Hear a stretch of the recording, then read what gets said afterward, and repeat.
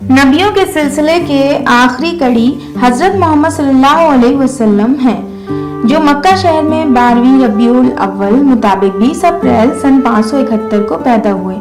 आपके वालिद का नाम अब्दुल्ला और माँ का नाम बीबी आमना था। पैदाइश से पहले ही आपके वालिद का इंतकाल हो गया था। आप पैदा हुए तो आपके दादा अब्दुल मुत्तलिब ने आपका नाम मोहम्मद रखा।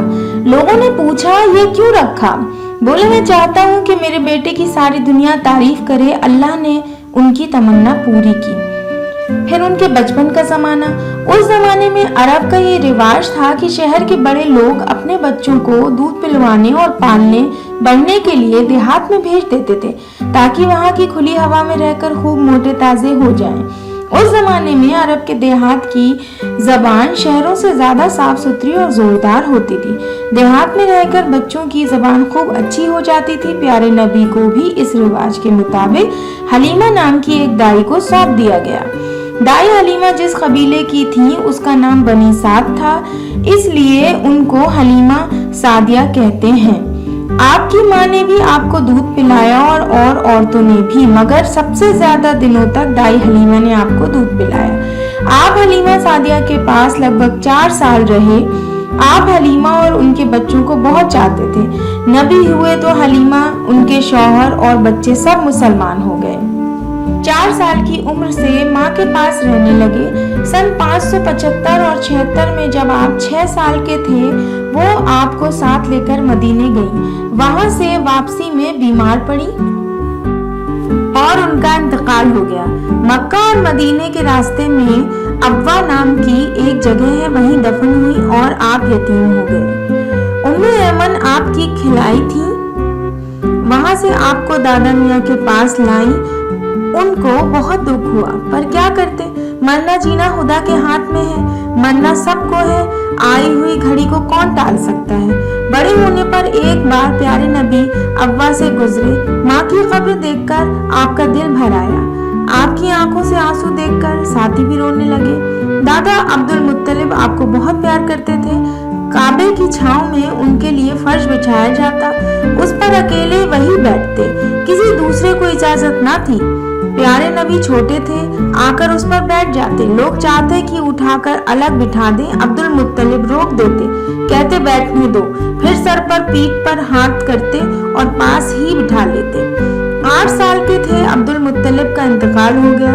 ये मक्के ही में सन 578 की बात है। मरते वक्त उन्होंने आपको चचा अबू तालिब को सौंपा।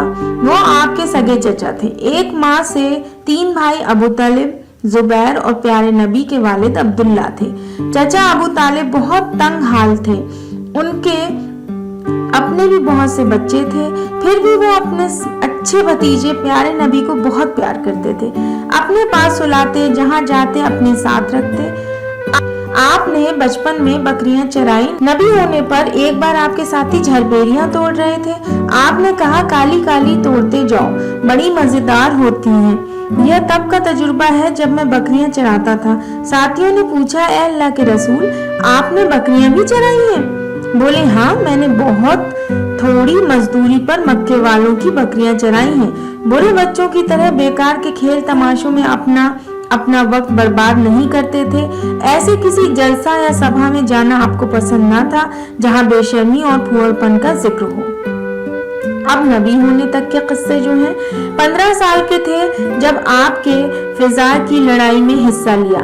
इस नाम से कई लड़ाइयां हुई थी। आखिरी में आप भी मौजूद थे। अपने चचा लोगों को तीर उठा उठा कर देते थे। नबी होने के बाद एक बार उस लड़ाई की बात करते हुए आपने फरमाया कि मैं आज भी नहीं सोचता कि मैं हिस्सा न लेता तो अच्छा था। बात यह है कि इस बार जुल्म आपके खानदान की तरफ से ना था। फिजार की लड़ाई में बड़ी मारकाट हुई, बहुत आदमी मारे गए। उसके कुछ दिन बाद कुछ लोग अब्दुल्लाह बिन जद्वान नाम के एक आदमी के घर में इकट्ठा हुए। खाना पीना हुआ, फिर सब लोग सिर जोड़कर बैठे और अहद किया कि हम सताए जाने वालों की मदद करेंगे, हकदार को उसका हक दिलाएंगे, गरीबों का दिल रखेंगे और मोहताजों के काम आएंगे। अरब में यह अपने किस्म की पहली अहद थी, जहाँ लूट मार दिन रात का खेल हो। जहां अपनी नाक ऊंची रखने के लिए झूठी लड़ाइयों के वास्ते सैकड़ों साल तक लड़ाइयां ठनी रहती हों, जहां कमजोरों को सताकर लोगों के दिल में नरमी की लहर भी न उठती हो, वहां नेकी भलाई का एक ऐसा पाक और अच्छा अहद आप बाद में भी अक्सर फरमाया करते। अब्दुल्ला बिन जुदआन के घर पर जो अहद किया गया था वैसा अहद आज भी करें तो मैं उनके साथ हूँ। उस अहद के बदले अगर कोई मुझे सुर्ख ऊंट भी देता तो मैं ठुकरा देता। सुर्ख ऊंट काफी कीमती होते हैं, इसी तारीखी अहद को हल्फुल फजूल कहा जाता है। बीबी खदीजा एक बड़ी अमीर औरत थी, लोग उनकी बड़ी इज्जत किया करते थे, उनका बड़ा व्यापार था। अपने रुपए से लोगों की तिजारती सफर पर भेजती थी, मुनाफे में उनको भी सांझी बनाती। प्यारे नबी की सच्चाई की मक्का में बड़ी चर्चा थी, लोग आपको अमीन कहकर पुकारते थे।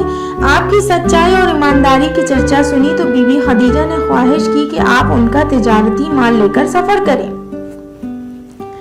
25 साल के थे जब आप बीबी खदीजा के गुलाम मैसरा के साथ सन 595 ईस्वी में शाम के सफर पर रवाना हुए। आपने ऐसी मेहनत, सूझबूझ और ईमानदारी से काम किया कि पहले से ही कहीं ज्यादा मुनाफा हुआ।